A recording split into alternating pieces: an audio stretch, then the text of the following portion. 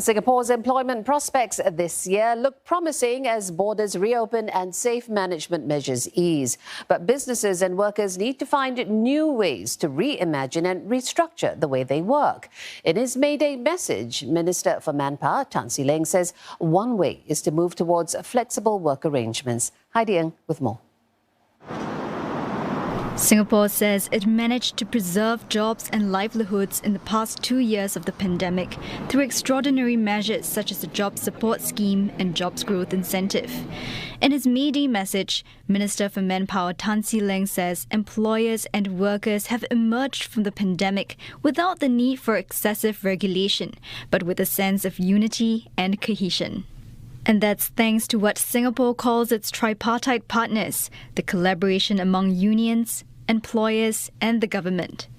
Dr. Tan says they're committed to helping workers adapt to changes in the workforce, such as the global shift in preferences for flexible work arrangements. The tripartite hopes at least 4 in 10 workers will adopt its standards for such arrangements. They're also developing a set of guidelines. One local employer that explored hybrid working during the pandemic is making it a mainstay. It's allowing employees to work remotely up to 40% of the time.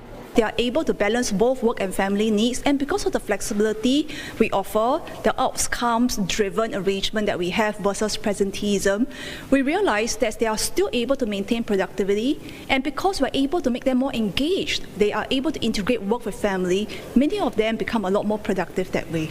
One analyst says the government's target is a realistic and achievable one, but the process will need to be constantly evaluated. So, for example, setting guidelines such as ensuring contactability of the employees when they're doing remote working, how to ensure the continuous monitoring of the progress and outcomes of the employees' work. And then firms who are nervous may actually want to start with a pilot before moving into a new arrangement. And then I think both sides will need to constantly evaluate the need to tweak the processes.